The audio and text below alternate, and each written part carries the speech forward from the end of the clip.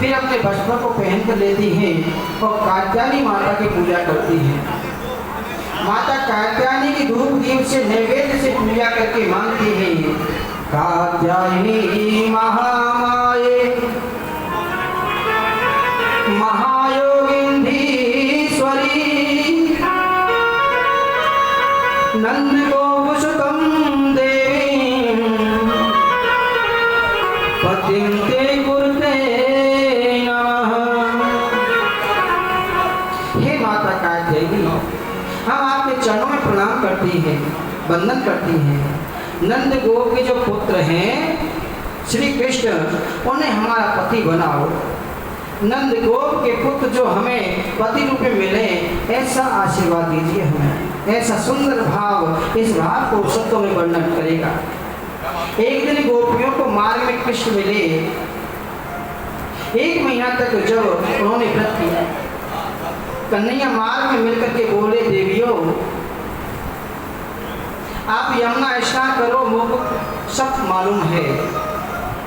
यमुना स्नान करके कात्यायनी पूजा कर, तो ये भी हमको मालूम है। और कात्यायनी माँ की पूजा करके हमें पति रूप में मानो, ये भी हमें मालूम है। लेकिन जो तुम्हारा स्नान करने की पद्धति है वो गलत है।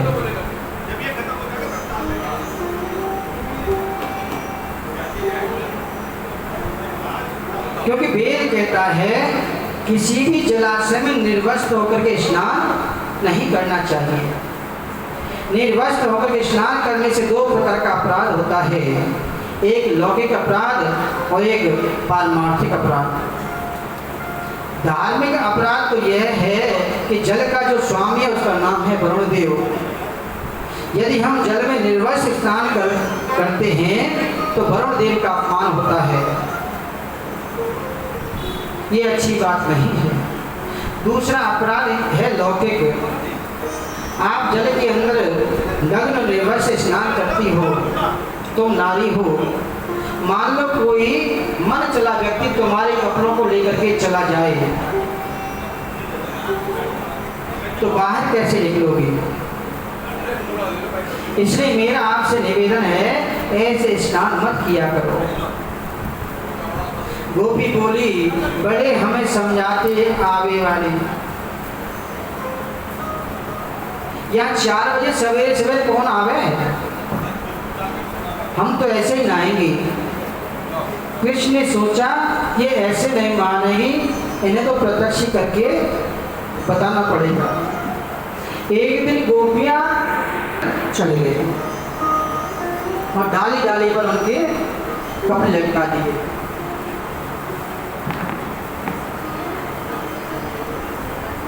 इतने में एक गोपी ने कहा, बहना अब नहाती रहोगी या बाहर निकलोगी? और जैसे ही बाहर निकलने लगी, देखा तो घाट पर कपड़े नहीं हैं।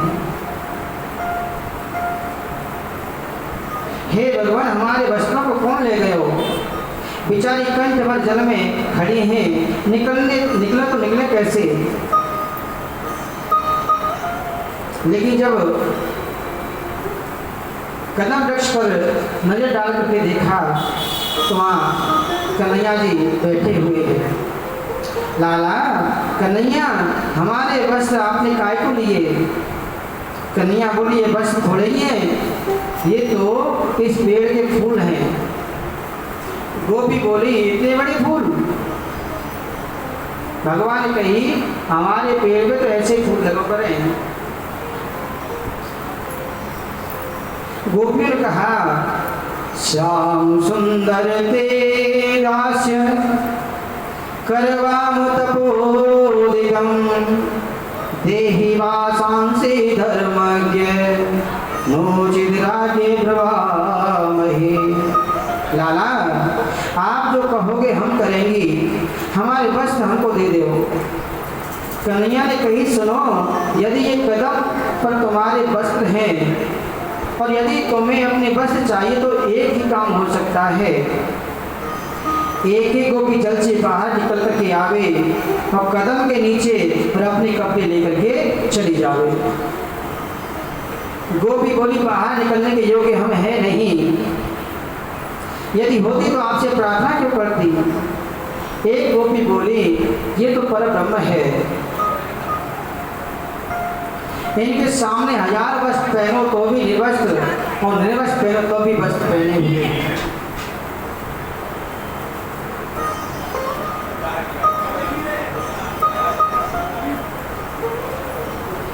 बाहर सब गोपियां आई, अपने वस्त्रों को लेकर चली गई। चीर हरण के इस प्रसंग पर कुछ लोग कहते हैं ऐसा कृष्ण ने क्यों किया। कोई स्त्री नहा रही हो, उसके वस्त्रों को लेकर कदम पर चढ़ जाना, ये कोई सभी पुरुष का लक्षण तो है नहीं। आचरणहीन पुरुषों का लक्षण है। धर्म के संस्थापक कृष्ण ही जब ऐसे हैं, फिर समाज पर इसका क्या असर पड़ेगा। आइए कृष्ण चरित्र की इस झांकी को हम 3 रूपों में ध्यान दें। यदि हम कृष्ण को भगवान मानते हैं तो भगवान को कोई दोष नहीं लगता। समर्थ कहो नहीं दोष गोसाई, रवि पावक सुर सर की नाई। समर्थ कहो नहीं दोष गोसाई, रवि पावक सुर सर की नाई। समर्थ कहो नहीं दोष गोसाई, रवि पावक सुर सर। भगवान है, कपड़े चुरा कर ले गए, मांगा तो दे दिए, पर अब आप कहें यदि भगवान मानव बन करके आए हैं तो ऐसा क्यों किया। ये तो कामी पुरुष का लक्षण है। यदि श्री कृष्ण को हम मनुष्य ही समझें तो इसमें भी कोई दोष नहीं है।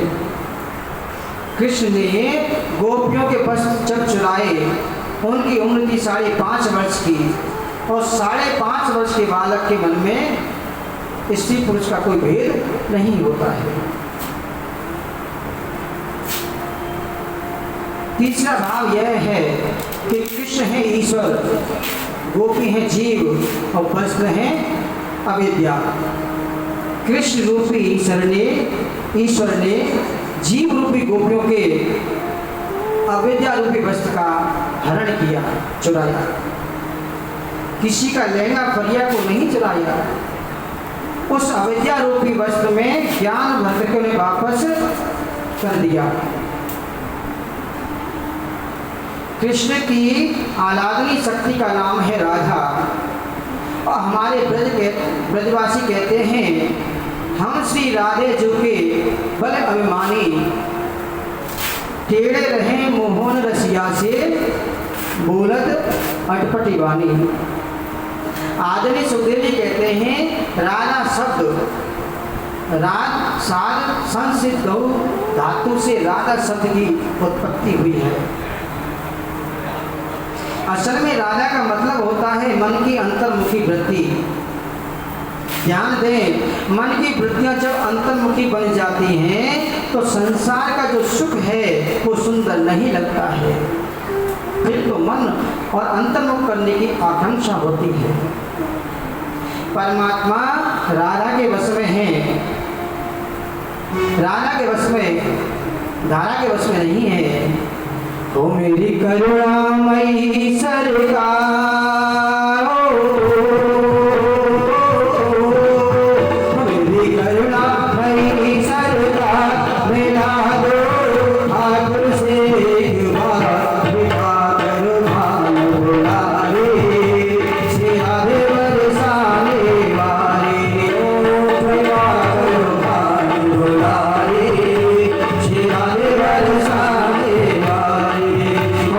करुणा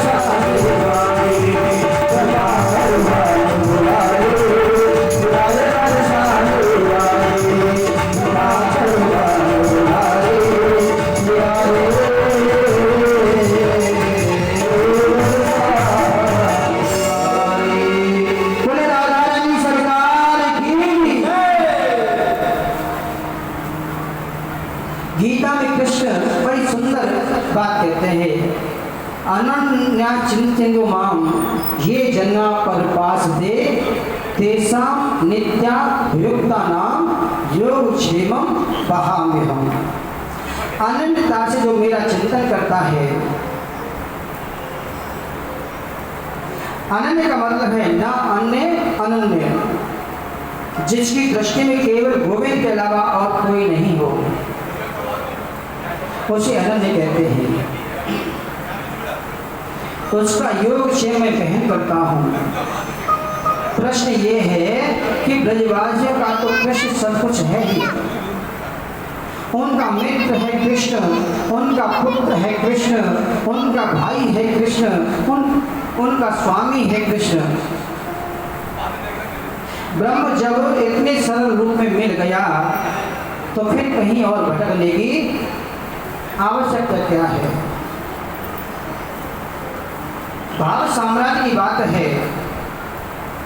भाव साम्राज्य में जब व्यक्ति पहुंच जाता है ना, तो ये चीजें अपने आप छूट जाती हैं।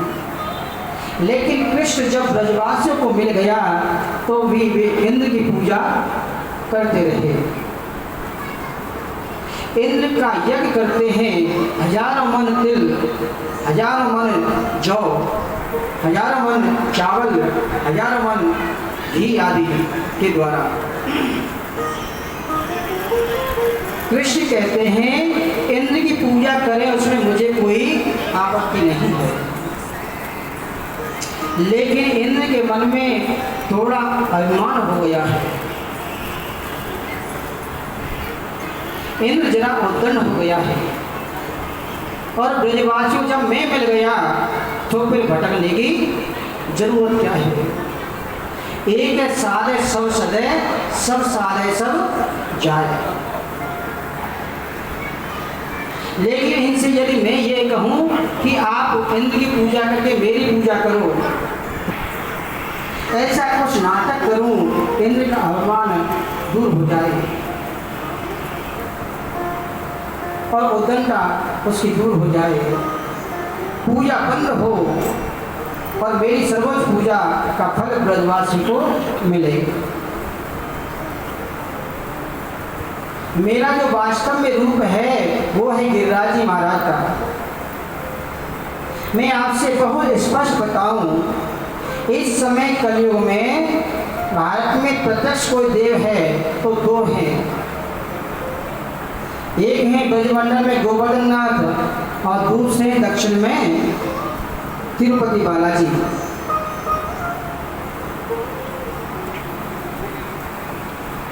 यदि गिरिराज की पूजा ब्रजवासी लोग करेंगे तो इनको मेरी पूजा का फल मिलेगा। भगवान श्री कृष्ण हर काम को बच्चों की तरह करते हैं। आज कन्हैया अपने घर में आए और जैसे ही मैया यशोदा मुंह पर पट्टी बांध करके हेलो रसोई में काम कर रही थी। नमस्ते बेटा, अंकल जी अभी थोड़ी देर बाद बात करेंगे। 8 बजे आकर के रसोई घर के द्वार पर खड़े हो गए।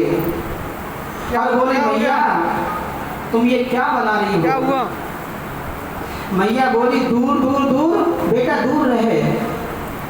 कृष्ण बोले, क्यों? मैया ने कहा, बेटा जय जय की पूजा होगी। पंडित जी उनके ताई 8 बजे के आसपास बात वो के करेंगे। लिए प्रसाद बना रही हूँ। भगवान ने सोचा मन में कि हमसे बड़ा भगवान दूसरा कौन है गयो।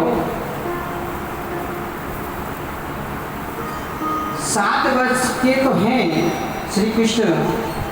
मैया से बोले, मैया या भोग में से एक पकड़ी मोकू दे दे, बड़ी जोर की भूख लगी है। तो मैया ने जान दिया। रोते रोते नंद बाबा के पास में गए।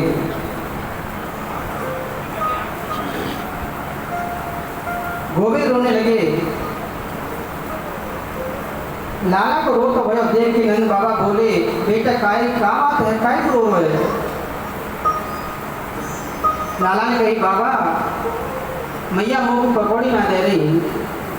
तो नंद बाबा ने कही, लाला जो हमारे इंद्र भगवान है ना, उनकी पूजा के ताई भोग बन रहे है।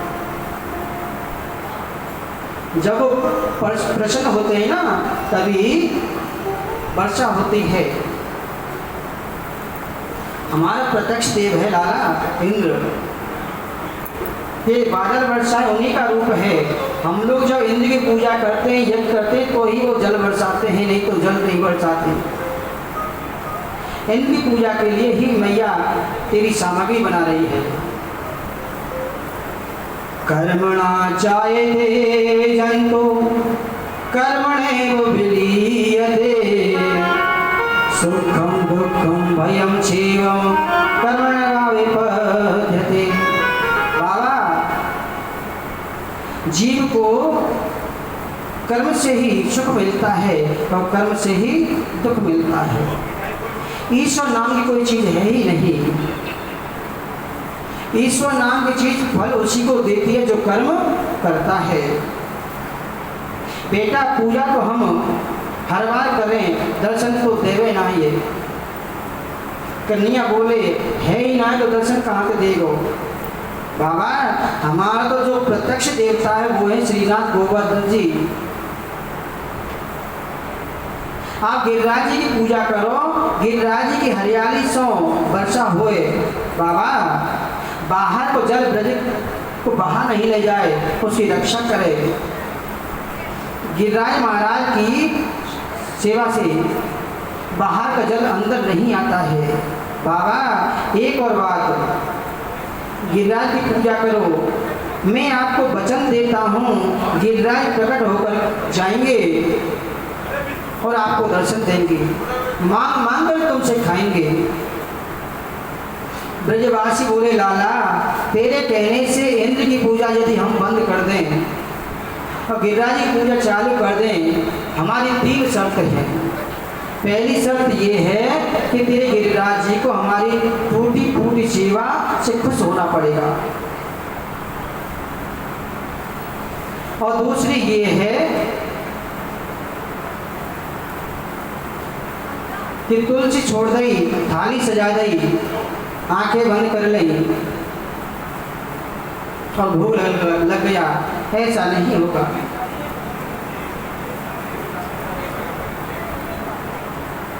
उनको प्रत्यक्ष होकर के पूजन करना पड़ेगा।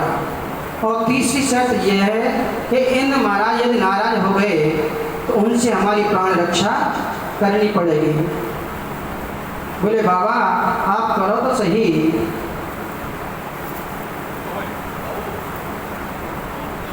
एक बार आप गिरिराज की पूजा करो,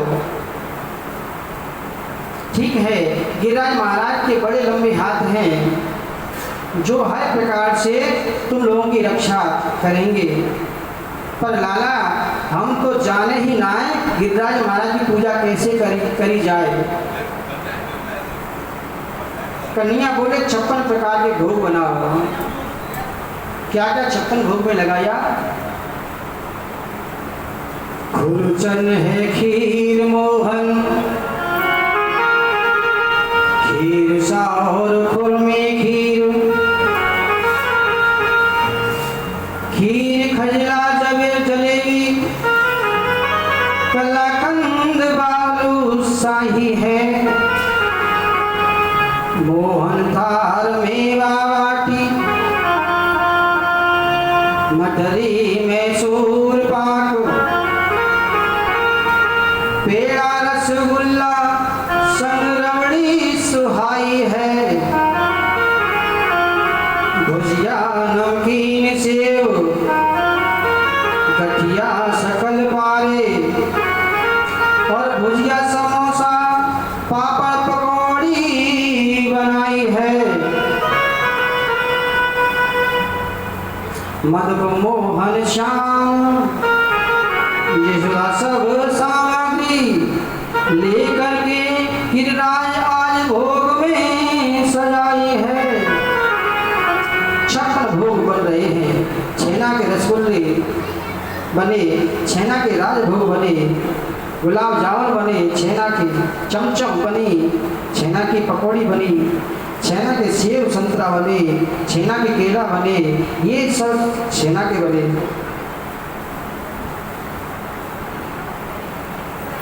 बाद में खुरचन बनी, पुलिया बनी, खोवा के लड्डू बने, खोवा के पेड़े बने, खोवा की चक्की बनी, कलाकंद, खीर मोहन बनो, मोहन थार बनो, ये चीज खोवा की बनी।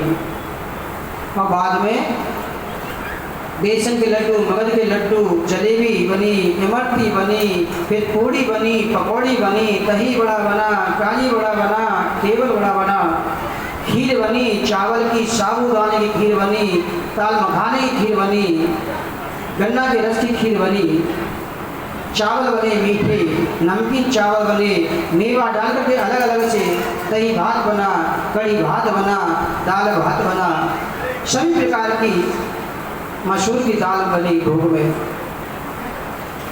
भगवान के सब तरकारी बनी, बेजड़ की रोटी, मिर्ची रोटी, दाल बाटी चूरमा भी बने, फुल्का भी बने, बाजरे की रोटी भी बनी, दलिया भी बना और अगोटा का दूध बना। हमारे ब्रज में अगोटा का दूध बनाए जो रबड़ी भी नहीं होता, दूध भी नहीं होता, रबड़ी भी नहीं बनी, रबड़ी बनी, सारी सामग्री बनाई, माखन मिश्री 1000 घरों में भर लिया, यमुना जल भी भर लिया और सब सजा दिया। बोली बोली कहाँ? आगे आगे चल रहे हैं कन्हैया, शांडिल मुनि आगे आगे पूजा की थाली लेकर के चल रहे हैं, सभी ब्रजवासी पीछे पीछे चल रहे हैं। पहले परिक्रमा के लिए सभी लोग तैयार हो रहे हैं।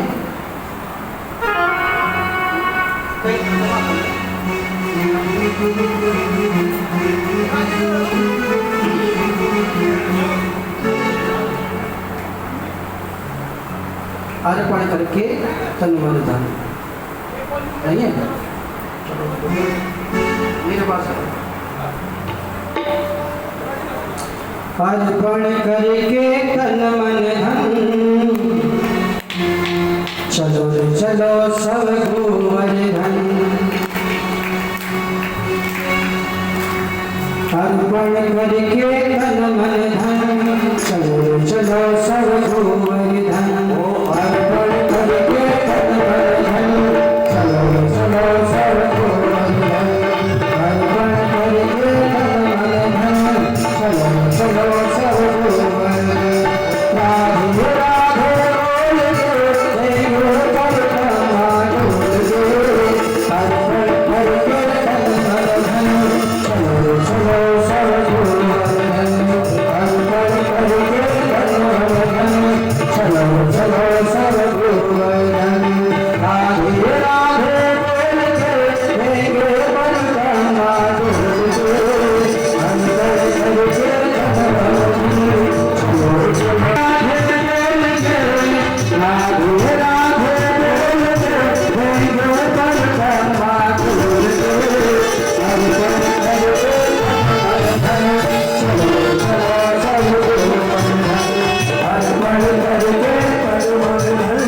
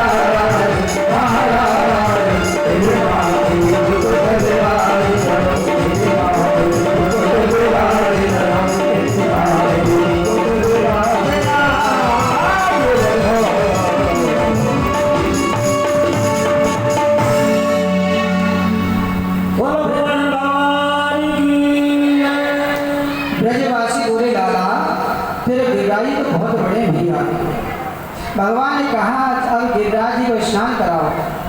यमुना जी वहाँ से थोड़ी दूर हैं। अब ये शालिग्राम जी थोड़े ही है तो थोड़े से जल से स्नान हो जाएगा।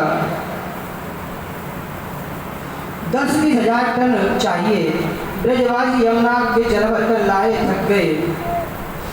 कन्हैया हमारे बस की बात नहीं है भैया, कमर टूट गई। कन्हैया बोले क्या चाहते हो तुम? हम तो यही चाहें कि आंखें बंद करें और यमुना जी यहीं आ जाए, गंगा जी यही प्रकट हो जाए। तो भगवान ने कहा आंखें बंद करो। ब्रजवासी ने अपनी आंखें बंद की। भगवान ने अपने मन से मानसी गंगा को प्रकट किया। बोली मानसी गंगा महारानी की है। शांडिल्य मुनि 16 से पूजन करवा रहे हैं। ले आओ ना। ब्रजवासी बोले भैया सामग्री सजाओ। कन्हैया बोले गिरिराज जी भी प्रकट होकर के भोग लगावे। उससे पहले सभी नेत्र बंद कर लो। और जैसे ही नेत्र बंद किए सबने, एक रूप से कृष्ण मुरारी बनकर के खड़े हैं और दूसरे रूप से 4 भुजा धारण करके गिरिराज जी के ऊपर प्रकट हो गए। बोले गिरिराज महाराज की। चुन्नी से कर पहले। 4 भुजा धारण करके ब्रजवासी से बोले लाओ ब्रजवासियों भोग, लाओ ब्रजवासियों भोग। नंद बाबा के नेत्र सजल हो गए लाला। इंद्र की पूजा करते करते दाढ़ी सफेद हो गई, लेकिन कभी उनका दर्शन नहीं हुआ। आज तेरी कृपा से गिरिराज जी के दर्शन हो गए। बड़े कृपालु हैं गिरिराज महाराज। कन्हैया बोले कहाँ आते हैं? बोलो या गिरिराज महाराज का मोह बिल्कुल तेरो जैसा लगे। भगवान भोग पा रहे हैं बड़े प्रेम से। सवेरे के 9 बजे भोग लगाना प्रारंभ किया और शाम हो गई। 3 दिन हो गए बिना रुके लगातार भोग पा रहे हैं। मधुमंगल ने कही सुनियो लाला। बोले क्या बात है? कि 3 दिन से गिरिराज जी भोग पा रहे हैं, कछु थोड़ा बहुत प्रसाद छोड़ेंगे कि नहीं छोड़ेंगे? कृष्ण बोले आप भोग लगाओ केवल। देखो कैसे खा रहे हो, 4 हाथों से खा रहे हो। 3 दिन हो गए, आप ही पूजे और आप पूजावे। इतनी जोर से जयकारा लगा ब्रजवासियों का कि इंद्र के पास खबर पहुंची। नारद जी इंद्र के पास में गए कि नंद के छोरा ने आज तुम्हारी पूजा भी बंद करवा दी। गिरिराज जी की पूजा हो रही है। तो इंद्र ने सामंतक गणों को आज्ञा दी कि इतने जोर से बारिश करो कि पूरे ब्रज को ही बहा दो। इंद्र ने मेघमाला को आदेश किया जाओ ब्रजमंडल को जाकर के इतनी जोर से वर्षा करो कि एक भी गांव सुरक्षित ना रहे। तड़तड़ करके जोर से बारिश शुरू हो गई। काले पीले बादल आ गए। ब्रजवासी रोते रोते कन्हैया की शरण में आए। लाला हमारी रक्षा करो, लाला हमारी रक्षा करो। गोविंद कहा कैसा खीर में नमक डाला है इंद्र ने। आप चिंता ना करें, आप लोग आंख बंद करके श्री गिरिराज जी का ध्यान कर ले। गिरिराज धरण में तो तेरी शरण, गिरिराज धरण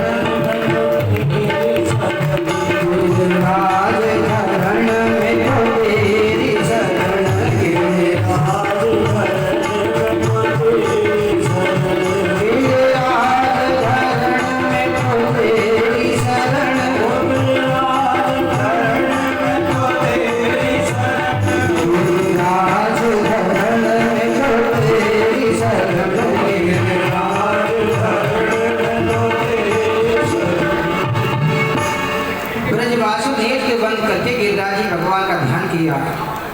मेरे गोविंद ने बाएं हाथ के से गिरिराज को उठा लिया और इकन्नी उंगली रख कर गिरिराज को धारण कर लिया। बोले गिरिवरधारी भगवान की।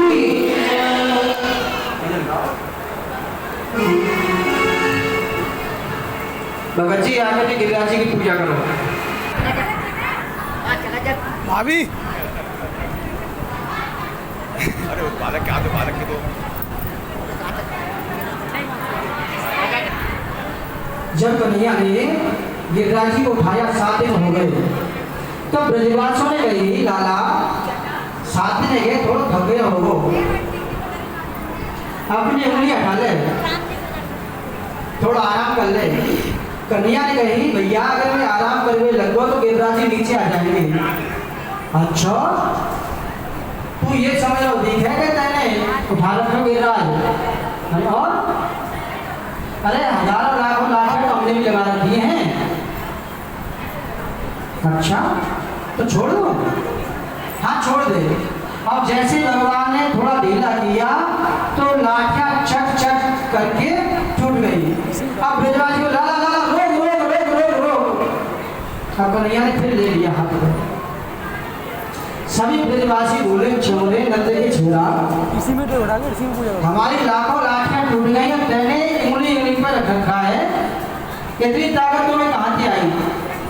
अब भगवान ने कही कि अगर इनसे मैं कहता हूँ कि भाई मैं भगवान हूँ तो ये कोई नहीं मानेगा। तुम मेरी बात मानो तो सही रहेगा। पागल है क्या? ये ताकत पीछे तो मुझसे आपसे आई, हमसे पीछे तो वीडियो बनती है। हाँ कछु माखन को बल बढ़ो, कछु कछु बन करी सहाय, श्री राधे जो की कृपा सो मंदिर बदलियो उठाए।